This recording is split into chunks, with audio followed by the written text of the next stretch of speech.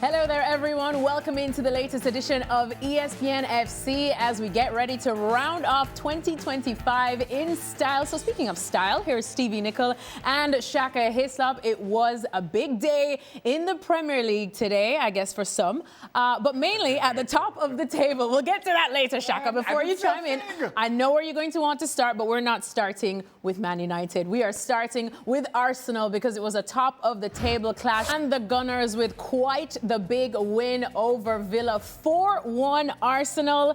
And let's have a look at the top of the table because, as we said, this was a top of the table clash. Aston Villa looking recently like they wanted to throw their hat in the ring for the title race, but Arsenal absolutely with a statement win here, and they stay at the top, 5 points clear of Manchester City, who will face Sunderland on New Year's Day.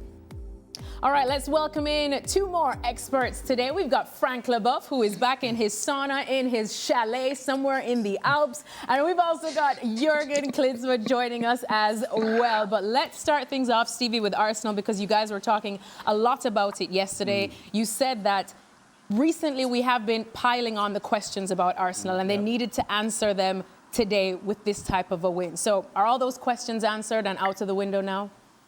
Well, yes, and the biggest one we had was will Arsenal be able to put teams away, unlike what they've been doing recently? And they gave us the perfect answer today. 4-1, beg your pardon. Feels like 4-0. And so, yes, the questions were answered. You know, I think the first half, the only problem Arsenal had in this game was for the middle three without Rice figuring out how to stop Aston Villa from counter-attacking. And it took them probably half an hour to figure that out. And so for the next hour, once they'd sorted that out, this really was all about Arsenal. They completely and utterly outplayed Villa, in the second half in particular. And Odegaard, for me, had his best game for Arsenal this season, no question. I mean, the little ball he plays through for Zubimendi is just, it's world class, it's perfect. I said in the highlight, the pace of it was perfect, where he put it was perfect. And it's not an easy finish, but Zubimendi had the easy bit. Yeah. So, yeah, this was a superb performance from Arsenal. And, yes, the questions have been answered today. Shaka, you agree? Fully. And the cliched six-pointer at the top of the table. Arsenal, I certainly made the point for you last week or two of Arsenal's inability to win by more than a single goal up against a Villa team who have been in incredible form. You wanted to see how they respond. And the question around Arsenal over the last couple of weeks was this Arsenal going through their blip? Winning by a single goal, but this is their blip. And I think this is worth a whole lot more than the cliched 6 points to this, because this is a marker. Yeah. This is an absolute beating. And you can hear the other side of it. Had Ollie Watkins taken that chance early on, maybe we're having a different discussion, but he didn't. And from there on in, I don't think you can question how good Arsenal were, how dominant they were, how good they were finishing in and around in and around Aston Villa's box. So from there on in, I think Arsenal, as I say, put down a marker. It's 3 points on the board, cliched six-pointer, but against the league's form team, this kind of performance, 4 goals in it, it says a whole lot to everybody else, including Manchester City. Well, we know that, I'm not sure if Frank, knowing that he played for Chelsea, and Jurgen, who has his Spurs hat on sometimes, would have enjoyed this win as much as the Gunners. But Frank, let me start with you. Statement win from Arsenal, and again, some magic from Gabriel that I'm sure they're very happy to have him back. Yeah, sure. Even if the first half I was questioning his fitness, because he just came back and he wasn't the Gabriel that I've known and I've seen being very the top of the top. And the first half wasn't really clear for me. Saliba was there covering sometimes his mistakes, but also you have to understand that Declan Rice wasn't also in the middle of the park. On the other side, you didn't have Kamara for Aston Villa. Aston Villa lost Onana at the beginning of the second half. So he maybe explain why Aston Villa fall down like crazy. Yes, if you look at the score, if you look at the way they played the second half, Arsenal were outstanding. But you have to look at the first half. You have to look at the way they played at some points, at some times. And I'm not as enthusiastic as my two colleagues in the studio. I think they deserve to win overall, nothing to say. But it could have been a different story if Onana wouldn't have been injured and went out, at the beginning of the second half. So Arsenal did the job, nothing to complain about. Credit to them and congratulations. But I'm not that convinced, like Stevie and Shaka have explained. Oh, all right. Well, let's find out from Jurgen before we let Stevie and Shaq back in. Jurgen, what about you? Are you that convinced? Well, I think it was an outstanding second half of Arsenal.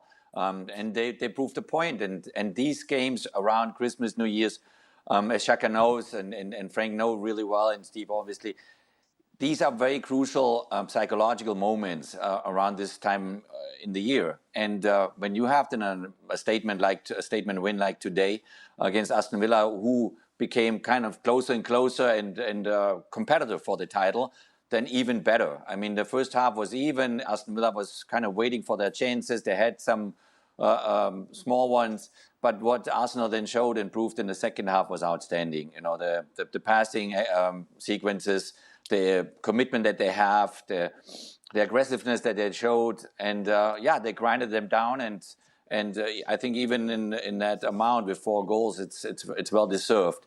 So these are now moments where you want to kind of differentiate yourself from the opponents. You want to make a statement to your big opponents, mainly Manchester City, obviously, and tell them, listen, we are ready here. We are ready to win the title this season. Stevie, what do you have to say back to what Frank was saying? No, I don't think you can't really talk about the ifs and ands and the buts. I mean, if Gyökeres had taken his 2 chances, I mean, it's as simple as that. David Raya, I don't remember David Raya making a save in the first half.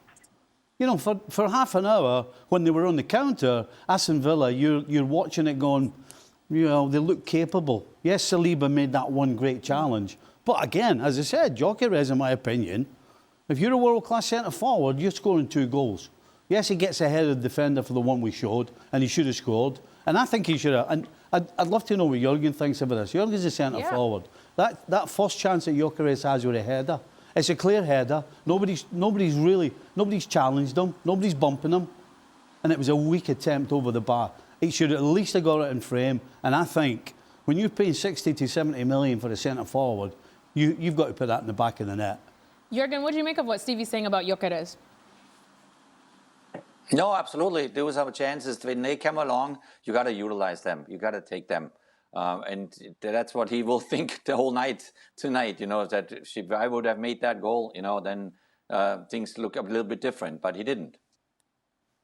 A couple of weeks ago, we were kind of discussing the impact of Kai Havertz, and a lot was being made in the press about his pending return, et cetera, and I think Frank was making the point, which you agree with on the face of, that Kai Havertz wasn't the solution last year. And as a matter of fact, Kai Havertz's inability to play that number 9 is why Arsenal went out and bought Gyökeres. But the truth is, Gyökeres really hasn't offered a lot, and I'm being kind since his inclusion. Now you could actually make the argument that Mikel Merino would have scored those headers, which we've seen. Makeshift centre forward he may be, he has shown at least some prowess in and around the box when he's got on the end of things. But because of Rice's injury, he has to drop back and play in midfield. So even that was not an option. So while I take Frank's point about Villa not being as good without Onana on the park, I think if you look at Arsenal and the adjustments they had to make because of Rice's injury and the chances that they were able to create, they were the better of the 2 teams. And in my opinion, fully deserving of not just the win, but the scoreline. Jurgen, just back on Gyökeres, how concerning are his struggles to you? And do you feel there's enough time, enough personnel around him so that he can eventually come good in this team? Oh, absolutely can become good in this team. The timing is always difficult, for a forward, if you don't score goals, you get criticized. They come up with all sorts of stories, and the only response that you can have is scoring. Start scoring, start making your point, connect with your teammates and connect, in the games, but also in training sessions and do the best you can do. Absolutely, he can convince people and he can make a difference. He has the talent, but now it's the mind that kind of guides him. The psychological aspect of it, and you got to give him the opportunities, and sooner or later he will break through.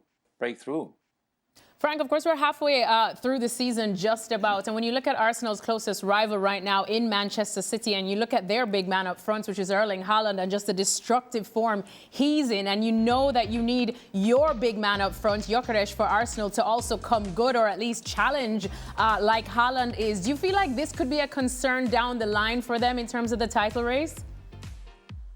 It could, but they have to do with the people that they have chosen at the beginning of the season, and it still works. And we can see Trossard has been very good, scoring and assisting. Saka also, even if today, the first half I didn't really see him. Odegaard is to come back to what we know about him and the quality that he has. Don't forget that Eze was on the bench again. Rice wasn't there, so I think they are complete. And Zubimendi, Merino as well have shown their talent and the performance that the performances that they can get. But no, I'm not worried. I mean, Gyökeres has been chosen against the way that Arsenal plays their football. That's insane in a way, because they don't use the strikers, and we have seen Jesus struggling, Havertz struggling, and now Gyökeres struggling. Manchester City is in the other side of the coin, where they really choose to use Haaland at the end. They used to go around like Arsenal do right now, but now they've decided to change their mind and use him more, and that's more effective. So maybe it's hard for Gyökeres right now to fill up the hole that they have in a way that they don't use really the striker. And that's complex for him and complex for Arteta, because otherwise they will have to change the way they play. And Jurgen, how do you feel the title race is going? Of course, Arsenal 5 points clear of Manchester City just right now. City to play away to Sunderland on New Year's Day. That could be an intriguing matchup for this title race. I think that's what we want to see. We want to see a title race that is close, and I think we're going to have it. I mean, Man City will not kind of shy away from anything. They will chase them until the very last day of the season, and this is what we want to see. At least two teams competing until the very end. I mean, it will be interesting to see now how Aston Villa reacts to that big defeat today. But there's so much still to play. And especially when then the European competitions come into play already in end of January, they're going to go back into the Champions League action. So who is able then to juggle all these different competitions on the highest level possible? So this will be an open race, hopefully, until the very end of the season. Well, we know that we live and breathe by our Don Hutchison's percentages on this show, but our Shaka Hislop loves to give his percentages here and there. But I'm sure you're taking percentages when it comes to your power rankings. So have they shifted a little bit now, Shaka, after what we saw today between Arsenal and Villa? Well, they've shifted in that last week. I said Villa had a 10% chance, and I think I said Arsenal 50, City 40, and then adjusted that to 47, 43 or something like that. That's too many math. Villa now, well, yeah, you have to cut Villa, and probably saying 5% chance is kind. So that's the adjustment. So I don't see anybody else outside of Villa making any kind of a run. So if Villa's at 5%, now all of a sudden you're thinking Arsenal are up to 50, City 45, something of the sort. Right now, Arsenal are in pole position. City are chasing them down, and we've certainly made the point time and time again that it's a whole lot easier to chase than it is to lead. So we see whether that kind of is telling for Arsenal in the second half of the season. We know how good City are second half of the season, or at least every version of City bar last season's. We know how good they've been second half of the season. And again, the question will continue to come up and will continue to be asked. Can you win a Premier League without somebody scoring 20 or 30 goals a season? We know City can. that in form of Haaland as an out-and-out number 9. Liverpool do it a little differently with Mo Salah coming in from the right-hand side, but you know how many goals he scores. And right now, I mean, you know, Alexis, we were watching the game today, and Gabriel scores, and the first thing that comes to my mind is, has Arsenal scored more goals? Has Arsenal's back four scored more goals than their front three? And that was a genuine question, not shade or any kind of, that was a genuine question. Now, can Arsenal finish a league like the Premier League while competing in all the cups, including the Champions League, without that striker who's living off half chances? Now, time will tell, but right now, history is on the side of the teams with a 30, 40 goal a season striker. Stevie, Xhaka does bring up a good point there in the sense that you did say that Arsenal was able to answer a lot of our questions with this win today against Villa, but there still is one or two questions there in terms of, are they ready to be champions? Do they have enough for the next half of the season? Have they convinced you 100% in that? Yeah, I still think they're favourites. I really do. I think this is a two-horse race. You know, I didn't really think Villa were in this race. You know, we don't know the middle ground with Villa. They started the season, they were horrible, and then they went on this amazing run. We don't know what their normal, what's Villa's normal. We know what City's normal and Arsenal's normal is, and that's why we can nitpick at City and Arsenal, because there's little problems. And that's why the two of them, for me, are the title race. And yes, Arsenal, for me, are the favourites. I think they've got a better squad. I think they've got more talent. I certainly believe there are more goals in Saka. There's more goals in Trossard. Oh, yeah. And I think I keep sticking up for Gyökeres. I'm beginning to turn the other way, but I kind of agree with Jurgen. It's probably a little bit early to really get on top of them, because it takes time. It does take time, but patience is not something we have often in football or in the Premier League. But Frank, I know you, unlike Stevie, had a lot of hope for Unai Emery and Aston Villa the way they were going. It is only their first loss in 12 games. So where do they stand with you now? You don't think they're in the title race anymore? Because I think you were giving them a chance.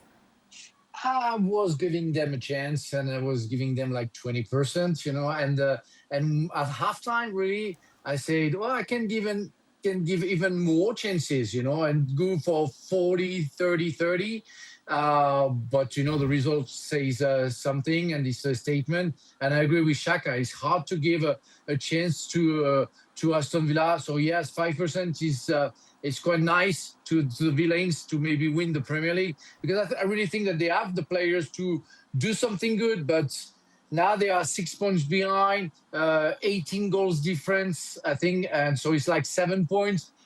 Even if it's still a long time since until the end of the game, the Premier League, I think it's going to be hard for the Villains to catch up Arsenal and follow. And I only think that Manchester City can maybe try to do something.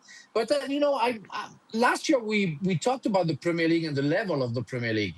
And I know that's the same question that I want to ask to the guys. You know, do you really think that the level is the level that we used to know? The level has dropped, and I'm not saying that Arsenal is going to win it by default, like Liverpool did last year, and didn't have any contender or to any duels with anybody else, and they started to lose games in March and kept kept the title and won the Premier League. But we questioned last season the Premier League. I again want to question the level of the Premier League, because I don't see anybody having a level that I used to see in like 10 years from now. All right, well, Frank, we do want to talk about that, but our producer, Luis, says that I need to move on. That's his normal face. And Antoine Semenyo there, looking like he's giving a goodbye to the Bournemouth fans that made the short trip up to West London, as we know that he's on his way to Manchester City. All right, Frank, you know I'm going to have to go first to you on this one, because yet again, more points dropped at home from winning positions from Chelsea. What gives? I don't know. You know, I would have rather talked about the question that I've asked to the guys, but whatever. The producer decides. But really, I'm so disappointed. I mean, you play against Bournemouth, you have 2 throw-ins, and you concede 2 goals in the same way. You don't play the best teams. I mean, what Enzo Maresca is doing, really, because you play Bournemouth, you think you can play with the B team. Why you have Reece James, Neto, João Pedro, and some others on the bench? I mean, you're not in a position where you can have the choice of the king, where you can say, okay, I'm going to play my B team because it's going to be enough. I'm sorry, you cannot. Palmer is not at the top of the top, just came back, except his penalty. We didn't really see him. Garnacho has twice in a 2 throw-in was sleeping on the far post. Now we're going to miss Caicedo because all the referees see fouls when there isn't. And defensively, I'm sorry, the 4 at the back today, they were weak. So I'm disappointed because you cannot. You can lose against Aston Villa, maybe, but against Bournemouth, the way you play, no, it's impossible. Yeah, Jurgen, what were your thoughts on the game? Because we talked about it again on the show yesterday, that it was such an outstanding stat to see how many points Chelsea have dropped just overall from being in a winning position, and majority of those points coming at home. Yeah, obviously, those are the must-win games, especially that time in the year. You expect a little bit more. I mean, Bournemouth, especially the first half, it was very entertaining. They were trying to surprise Chelsea over and over again. I mean, the 2 goals, as Frank mentions, both long throw-ins from Semenyo. I mean, if he throws those balls into Haaland, that will be interesting to see then what comes out there. But, I mean, if you're Chelsea, you cannot afford to get 2 goals like that. And now, you miss these 2 points dearly, going forward. These are the games that you really need 3 points urgently. And that makes you angry at the end of the day. Stevie, your thoughts on the pressure mounting now on Enzo Maresca? He didn't do a post-match press conference. We do understand that he is battling an illness at the moment, but still, overall, he must be feeling some pressure. Well, I think he is, but I don't think he's helping himself. I mean, it's just every time Chelsea steps on the field, you've no idea who's playing. It's change after change after change. I mean, they lost 2 goals from the throw-ins, but in open play, particularly in the first half, they could have lost 3 or 4 others. But you've got 3 of the back 4 who were thrown in today. Another, just so many changes, too many changes. And then the way they play, it's so open. And when you play against a team like Bournemouth, who will play open attacking football, regardless of whether they're home, away, or wherever, then you're asking for trouble. And in some ways, they're lucky they didn't lose today. Yeah. But again, the biggest thing for me watching today is more changes. It's just getting old. It's change after change. And eventually, he's going to have to get an 11 and then trust them that they can play 5, 6, 7 games without making all these changes all the time. Otherwise, they're just going to go up and down and no consistency. And the roller coaster continues. Shaka, you seem to agree with Stevie when you said Maresca's not helping himself. He's not. And because the question then becomes why the changes, right? It's not as though we're in a Champions League week, and even so, the league is your bread and butter. Take care of your league. And you look at the league table now, all of a sudden, Chelsea are 5th behind Liverpool. 3 weeks ago, we really thought Arne Slot was in danger of getting the sack, talking about being under pressure. Now, all of a sudden, it's Liverpool who are in 4th position ahead of Chelsea. So all that pressure that Slot was under 3 weeks ago, you totally understand Maresca being under. Take care of the league, because I don't understand the changes and the need for them. Sitting at this point, when you're not playing champion, and then again, your league is your bread and butter. I have to say, and while we rightly criticize Maresca for the changes, again, I mean, watching today's performance, Liam Delap, he really didn't offer anything. No. And you almost feel João Pedro, who prefers to maybe sit in that hole, is being thrust into this position of playing as a number 9, which is not his best position, but Chelsea's best option in that position. So you just look at this team, and it just is so full of holes that, again, given Chelsea spending, given that this is Maresca's second season in charge, you would have thought he'd have a better grip on that by now. So, Frank, yet again, a lot more questions about Chelsea. If you're playing the blame game now, are you blaming it solely now, at least these recent performances, on Maresca or the players or the board? Well, the players, Maresca first, and I agree with the guys, and I mentioned the fact that we don't know the best 11 at Chelsea because he makes so much rotations or so many rotations that we don't even know who's going to play every game that we see Chelsea. So, yeah, Maresca has to be blamed. I guess the players who play, and today the players who played, haven't been performant whatsoever. And I was waiting for much more from Eliam Delap, from the back four as well. He had to change, had to put sometimes, what his name, Malo Gusto on the left side. Okay, but it's not enough. It's never enough. It's not compact. I don't feel the chemistry. We talked about last time the fact that they don't have experience. And Stevie made a very good point last show where he said, well, no experience. It's time to come because they are not like 21. Some of them are 25, 26, so they start and they should be more experienced. We don't see that. So it's overall a problem that they have to solve in the dressing room. But there is one person who decides for the individuals, and that's the coach. And for me, the rotation doesn't work.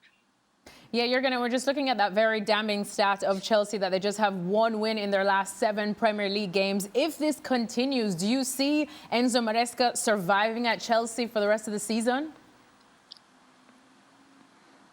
Oh, I definitely see him surviving until the end of the season. But I also think that obviously they have to turn things a bit towards the better way and utilize their chances better. I mean, I look back at today at that game, 12 minutes before the end. Enzo Fernandez had a huge chance to make it 3-2. If that ends 3-2, we have a completely different discussion. And so they have to find ways now in these grinding times, over Christmas, New Year's, and then going into the second part of the season where they get their results right and climb up in the table. I mean, they are 5th now. They're in the chase for the Champions League spots. And but I don't see that there will be any problems now for the coach in this moment. All right. Well, I'm sure Enzo Maresca has a lot to think about in terms of any more recruitments Chelsea can afford in the January transfer window to add to that already very large squad. Very dejected looking Manchester United, a sight that we have seen many a time so far this season as the game ends in a 1-1 draw. All right, well, let's have a look at the top of the table. You will find Manchester United there in 6th, level on points with Chelsea. They do miss a massive opportunity, though, to go ahead of Chelsea in the standings. So, Stevie, let's talk about it, shall we? Because I know you could not take your eye off of this game. And as you described it to me, you said good point earned for United, right? Yeah, well, if they stay, round off the year. If they stay up, then they'll look back at this point and say this was it. Yeah, this was just Manchester United. I mean, peak. I mean, if you knew nothing about the Premier League and you'd sat down for the first time ever, you would think there's not much between these two teams. I mean, that's the honest truth. I mean, going forward, there was nothing exciting about Manchester United, and certainly from a defensive point of view, and all the stuff that Amarin's been going on about changing from 5 to 3 to 4. Well, 4 apparently now seems to be the way to go. Well, he didn't look very comfortable defensively either. So yeah, I think once again we've just kind of seen that this is the level that Manchester United are right now, and until they make more and better signings all over the field, then this is what you're going to get, I'm afraid.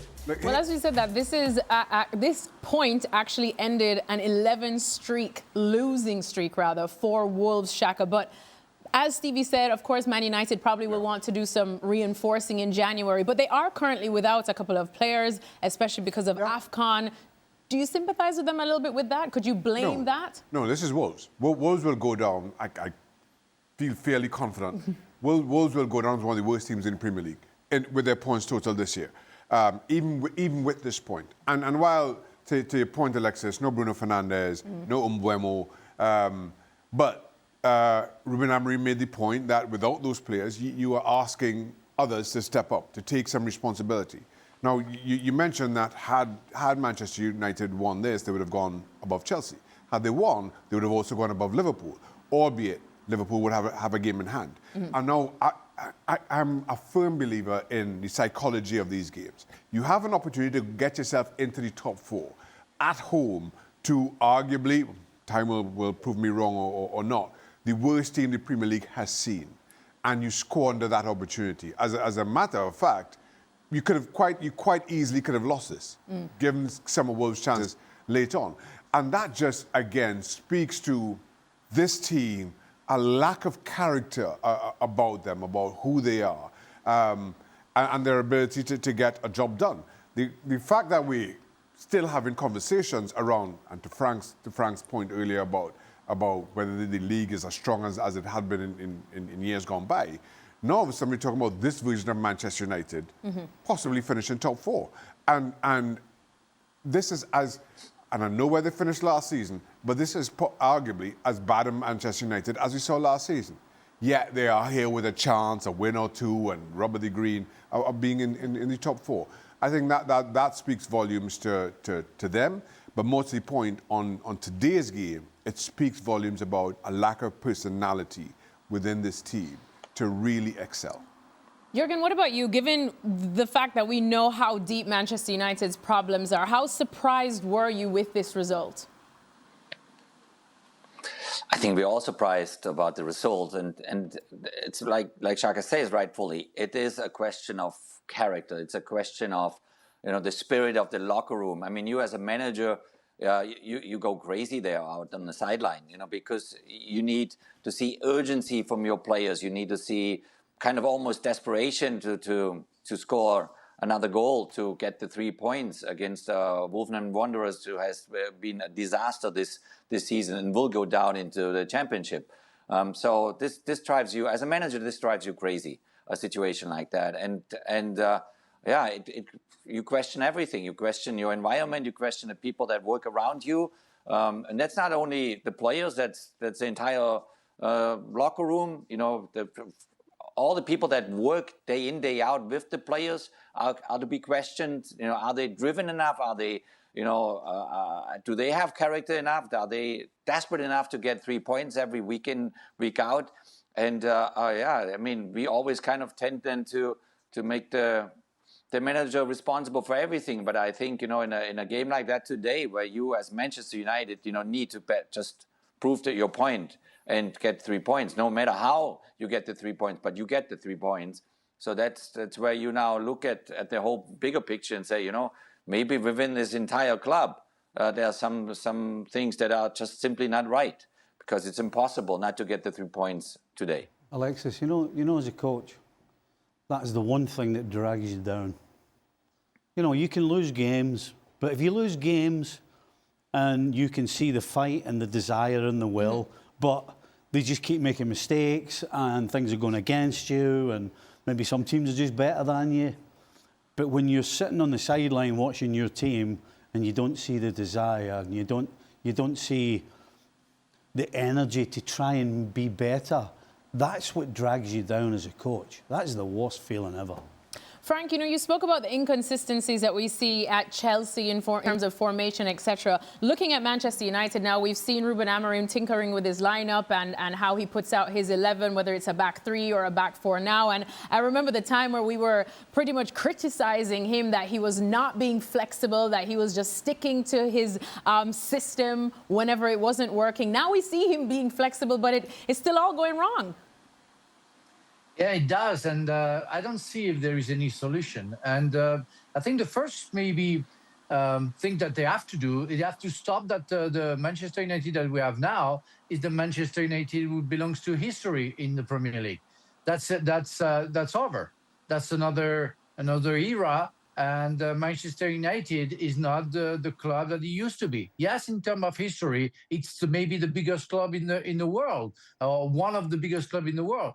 But we have to stop to think that Manchester United is capable of doing anything right now. And it's been a while for that we thought that. So you have the player that you deserve. You have maybe the coach that you deserve. You have maybe the whole locker room that you deserve. And you have to do something about that because it doesn't work. And it hasn't worked for years now. And I think if there is somebody who maybe know what's going on, is maybe, the old players. Some players who have non-success. And maybe the Roy Keane, maybe the David Beckham, I don't know, some others like that, Peter Schmeichel. And maybe they should talk to know what is the solution. And what kind of medicine they should take, because it doesn't work at all. And the player maybe that they are hiring are not at the level that people are expecting. An exorcism. I think that's exactly what the entire club needs. A whole exorcism. Call up the Vatican. Let's schedule it. But anyways, let's have a look at the bottom of the table. And despite what all the guys are saying, that's not where you will find Manchester United. But that is where you will find Wolves. That pretty much tells the sorry tale of their season so far, as they are rock bottom with 3 points. But it's also where you will find Spurs. They're in 13th, just outside the top 10, but things have been rough so far for Thomas Frank and his men. Jurgen, I know you know Spurs very, very well, so just keen to understand what you think of Thomas Frank and how he's been managing Spurs thus far. Well, very, very difficult from the outside. Obviously, we are fans. We are watching the games. We're judging the results.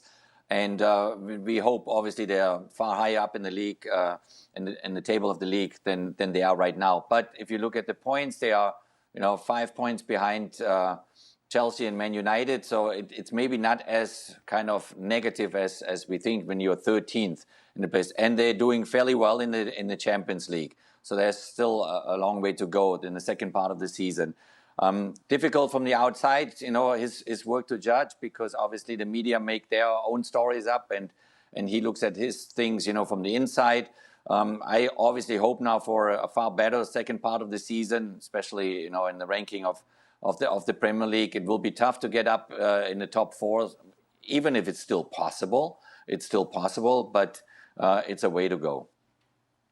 Well, as you said, the January transfer window starts on Thursday. It opens on Thursday, and we've already heard the news that Brennan Johnson could be on his way to Crystal Palace. But just on that vein, Jurgen, how would you like to see Thomas Frank strengthen this Spurs side in January? Yeah, I hope for him that he gets, whoever he has in mind, that he gets that opportunity to take that player. I don't know who he has in mind in which part of the team, if it's a forward, if it's a midfielder, if it's whatever he needs. And I hope that the management there is with him and gives him that opportunity. But obviously it's going to be a race for the best out there in January. And not only Spurs will go into the transfer market, there will be other teams, digging a little bit deeper and figure out a way maybe to get 1 or 2 real enforcements for their squad. But I think, from the outside looking in, it's very difficult. Brennan Johnson is, for me, a player that obviously has a huge potential, has an enormous amount of talent. But he's not a proven goal scorer. He doesn't give you 20-25 goals a season. So it will be interesting to see if they move him on. All right. Well, Jurgen, thank you so much for joining us on ESPN FC. But before we let you go, we have to find out how you're going to be partying and ringing in the new year. What's the German way of doing it? Well, I have more the Californian way of doing it. Oh, la, la. That means we all look we all look to New York at 9 p.m. Pacific time, meaning Californian time, and we call it a day when the ball drops in New York. So I'm not big into the New Year's Eve. Oh, I love that. He'll be in bed by 8:30. So you're going to be celebrating New Year at 9 o'clock. Exactly. Yeah. Okay. And then go to bed. Exactly. Sounds like a good day to You should just move to the East Coast. If you're living on Easter time, you should just move to the East Coast. Come chill with us in Bristol. It's cold. It's cold. 5 inches of snow outside. Well, for plenty more of our ESPN FC show content, you can find all the clips and discussions over on our YouTube channel. And once you're there, you know what to do. Hit that subscribe button. Welcome, everyone, to Extra Time. If I can find the questions. Shaq, I'm not well. I'm not well. I'm not well. I've just been holding it together for the show. But you know what? When all you know is pain from Manchester United, then I don't know. I don't think today's result against Wolves makes a difference. Especially funny when you're hosting when Man United play. Yeah. There's just a different vibe in the air. Screaming. There were a couple of screams. There were a couple of screams, but funnily enough, majority of those screams didn't come from United attempts at goal. It was from the Wolves' attempts at goal. That was so much fun. But it's okay. My sanity is hanging on by a thread. But we're going to go into extra time. Look at Frank. Frank's the only one that genuinely has concern for me. No, he doesn't. He does. Stop it. I know you all love it. All right, the first question is for Shaka. Shaka, which will we see first from you? A picture of you at Carnival in Trinidad and Tobago, that's kind of easy, or a picture of you wearing a Spurs shirt? Oh, that's easy. That's pretty easy. Can I just say that there are a couple of Spurs shirts already at Shaka's house? Yes. My son gave me a Spurs shirt for Christmas last year. As a joke or genuinely? As a joke. My son yeah. is a Spurs fan, so he thought it'd be funny for me to have a Spurs shirt. So, while I do have a Spurs shirt, and I wear it on occasion, I will not be photographed in it. You wear it on occasion? On occasion. Oh. I won't say which. Like on April Fool's I won't say Day? which occasion, but I wear it on occasion. All right, so we will probably get a Carnival photo of Shaka first. Every chance. That's all I can say. Every chance. And there'll be no shirt on. Exactly. Then it'll just be shirtless, showing his six-pack. What if I have a Spurs shirt on at Carnival? during Carnival? That's just another dimension that Andrea did not think you of. Can't do that. I'm not sure how much you'll see of me in February. Fair. Here in, in studio. I'm just putting that out there. Oh, Carnival time. Put that out there. Best time in the world, love it more than Christmas. All right, next question. Guys, pro or con, FIFA have opened the door to Arsene Wenger's new offside rule. What's the offside rule? What's the new offside rule? Oh, daylight between. Yes. So it's not. Oh, let me actually read it because he does say it in the question. It says a player will only be offside if he has fully passed the last defender, so it won't be decided based on a body part anymore. I'm against it. I believe in good defenders, and I think the thing for me is the suggestion around this law is that it takes away a lot of the controversy. It won't. You're going to have just as much controversy. You're going to have just as much people looking on video replay, but just from a different perspective. Yeah. That's all. So it's not going to change. It's not going to change the debate or the argument or whatever it is. It's just going to give strikers an advantage. And I think there's value to good defending. And I'm going to be on the side, especially as I'm on set with two defenders here. Yep. Mm-hmm. I feel pretty confident that they'll see it similarly. I was going to say, speaking of good defending, great defending, Frank Leboeuf, what do you think about this? I'm against, and I would love to defend the French guy Arsene Wenger. I think become English and try to go the other way, like everybody in the rest of the world. I mean, you reverse. In fact, you reverse the problem, where people say, "Oh, there's still one ankle or one, one foot in, and no, it's not. It's offside." So, he's not offside. So, you will never solve the problem anyway. So, stick to that. Try to be better, and don't try to change anything. So, no, I'm not convinced. Stevie? Yeah, I'm with the boys, 100%. Forget about it. Forget about it. Forget about it. All right, so no fans all around. Next question, shall we? Will Enzo Maresca still be Chelsea's manager at the end of the season? Of course, I did ask Jurgen this question, I believe. He says that he feels like he will survive. Frank, as a Chelsea man, what say you? No, I'm not a former coach, so I don't have to defend the coach union or whatsoever, or what Jurgen's trying to do. No, I don't think if Enzo Maresca can be will be the manager at the end of the season if he carries on like that.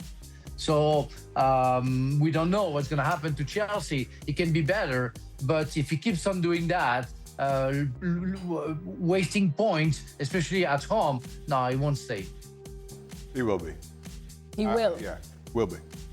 What if he's not in the Final top? answer. What if he's not in the top 4? At the end of the season. He'll be there at the end of the season, that's what I'm saying. He's not going to get sacked before that. No. We know patience runs thin at Chelsea. Stevie? If he finishes the season outside the top 4, then what these guys who have taken over have shown us they're not going to be standing for any failure, and that would be a failure. So if he's not in the top 4, then he might be technically he might be there at the final whistle of the last game. But if he's not in the top 4 the following day, He gone. he gone. He gone. He gone. He gone, as Ale Moreno, who's on an eternal vacation, loves to say. All right, next question. Villa. I'm not complaining, like I said Because before. you're dropping I'm a not month-long vacation I'm in not February. Must be critical of nice. anybody's time off. Must be nice. All right, next question. Villa found space behind Arsenal in the first half, but couldn't find the net. What can Unai Emery take away from this result? Frank? Well, the first half was very convincing, and yes, they didn't have a very specific chances to score, but I think in the game in the middle of the park they were much better than the Gunners, and he has to keep on working with the guy that he knows, like McGinn, Onana, and Kamara when he's going to be back. To make sure that he reinforced the middle of the park, but.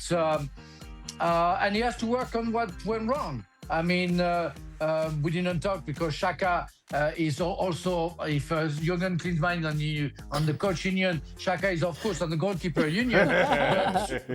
but really, I was disappointed about what Martinez had decided to do in front of Gabriel. You just punch the ball and you are still 0-0. And it's maybe another story. We'll never know.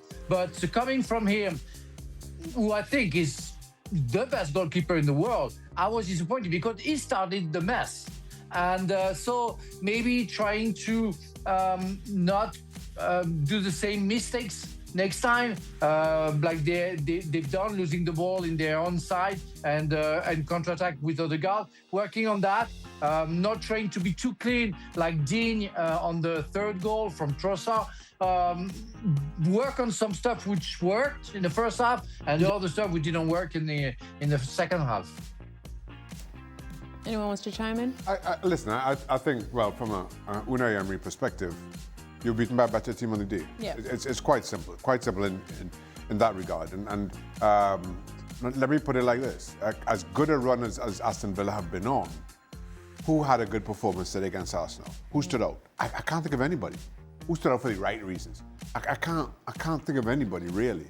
I just think that on the day, Arsenal were that much better. I take Frank's point. First goal is always important. Yeah. It really is. And had Ollie Watkins taken his chance, had Emi Martinez done better from the set piece, maybe we're having a different discussion. But when you see Odegaard thread a pass like he did today, when you see Trossard with that kind of finish, you know, you just say, listen, Arsenal were better. Unai Emery, like all coaches whose teams are counter-attacking sides, they all have the same problem. They have to take their opportunities when they come along because they're basically giving the opposition the ball. The opposition is going to have the ball more than they are. They're going to have to defend properly, and then when they counter, they're going to have to take their opportunities. And if they don't, then they're not going to score goals. And they're going to encourage the opposition to push them back. So you kind of, you know, you've got to take your medicine when it goes wrong. And that's kind of what happened again today. And it was going wrong against Chelsea for an hour. So, yeah, that's what he's stuck with. I love how Shaka said the first goal is important. Unless you're United, then it often doesn't matter. Next question. This is for Football America's Shaka. What? Shaka, do you think Ricardo Pepi will be a good replacement or would be a good replacement for Raul Jimenez at Fulham? That's some heavy boots to fill. Yeah, it is. But Ricardo Pepi, I think, has certainly started to establish himself in the Eredivisie. I think for a long time he carried the kind of reputation as being impact substitute. I think you've seen a different side of him over the last season, maybe season and a half. But to your point, Raul Jimenez, those are big shoes to fill. I mean, he is some finisher, particularly for Fulham. Can he take the step up? I guess there's only one way to truly find out. But I think Ricardo Pepi is a far better player today than he was maybe 2 years ago. Maybe he gets that chance, but again, until he's there and in the Premier League and understanding the physicality and the pace of it, you can't just say, yeah, he will be. Stevie, you look like you almost wanted to say something and get in on this Football Americas discussion. I was thinking about what Jimenez does for Fulham. You know, take the goals away. Jimenez is a real key cog in the wheels. You know, that force up front that holds the ball up and lets everybody join in. I'm not convinced that Ricardo Pepi is particularly great at that. Yes, he's gone from, as Shaka said, the guy coming off the bench to scoring, to starting and then scoring. But I wouldn't like to turn around and say, because I haven't seen enough of him, but it doesn't strike me as a guy who is involved that much other than in the penalty box. Let me say this fully with my Football America's hat on. Yeah. I think Ricardo Pepi is behind Florian Balogun in the pecking order for the US men's national team. And right now, I'm not sure, again, as much as I made an argument for Pepi there, I'm not sure that Balogun is good enough or prepared enough or improved enough to make an impact back in the Premier League. So kind of using Balogun as a reference point. Again, until you get here, you have to prove it. But if I'm using Balogun as a reference point, maybe not yet for Ricardo Pepi. Yeah, Raul Jimenez, different gravy overall, I think. Different gravy. But can I just say, I wish our producer for Football Americas, Beto, wasn't on a never-ending vacation as well, because did Stevie just give us a little audition to being on Football Americas? The way he broke it down. Yeah. Love that, Stevie. And the way how he talked about Raul Jimenez, how Pepi just is not that good of a ball holder there. Yeah, I didn't even know I was doing it. But it just comes naturally. Yeah. All right, make a note. And from what I understand, there'll be an opportunity during the month of February. I've heard that they made an opportunity. Well, it's funny that you say that, Shaka, because going on to our final question, oh God, no. Radvin wants to know if we all have any plans for 2026, and Stevie on Football Americas, which is back in January, by the way, could potentially be one. Call me her. Me and Alexis? Yeah. We're going to be Alexis. Do I get a say in this? No. You had your say and it was perfect. I think you would have slopped in brilliantly, speaking about CONCACAF football. When I'm at home, I do as I'm told. But I understand that's the way it is. Yeah. You tell me I'm going to have to do that here now as well. Yep. You're going to have to join us sometimes where we kick off at 11:40 at night. Oh, I'll be I'm just kidding. I'm just kidding. That's only when we were waiting for the Liga MX games. But Frank, let me start with you. Any plans for 2026? You live the most exciting life out of all of us. Yeah, and that's why I'm just hoping to be happy and in good health. And that would be a very good year. Otherwise, I handle everything. You know, I'm going to enjoy the time being with you guys on ESPN. Aww. And I'm going to be in a play for a year. And I have 100 performances next year. So it's going to be a very interesting year. And hopefully everything's going to go for the best. Frank, are you going to miss the World Cup, Frank? No, I'm going to be around here, I don't know if it's going to be in Bristol or somewhere else, but I'm going to be for 3 weeks for the World Cup with you guys. Oh, there you go. Spoiler alert. Stevie, any plans for 2026? No. Besides tormenting me? I just go a day at a time. God, you sound like such a footballer. Any plans for tomorrow? Let me start. Any plans for tonight? The plans for tonight are all well ahead of schedule. They're all the in only the fridge plan for too. Tomorrow was waking up. Oh. That's the only plan I have. After that, everyone's a bonus. Don't you have the show tomorrow? Yeah. Okay, so that's a second. I got to wake up I've got to wake up. Unless you want to do it from your bed. I'll sit in my bed and do it. There you go. Hey. What was that again? We got the close-up on you. Shaka, any plans besides Carnival for 2026? Listen, at this point... That's a pretty good plan, though. At this point, all I can do is echo Frank and say happiness and good health, because Lord knows 2025 is only half of that. Oof. So, Oof. Oh, very Yeah. sombering I thought. know, Yes. jeez. But But there's a but at the end. the 25 is coming to a close. That's all in the rearview And we mirror. can slam That's that in the door rearview shut. mirror. See you later. See you later. All right, well, that's pretty much it for us on ESPN FC's Extra Time. Oh, look at that. Little Shaka wishing little Happy New cuz Year there. to everyone. No? What? That was your opportunity. I didn't know what was happening. I was the graphic was going to roll, and then all of a sudden I'm there. Oh, you're waiting for the promo graphic? Yeah, let's go. There we Hey! go. ESPN FC, we will be back tomorrow. Stevie will be back after he wakes up, so make sure to tune in as we ring out 2025 in style. Don't say that on ESPN Plus.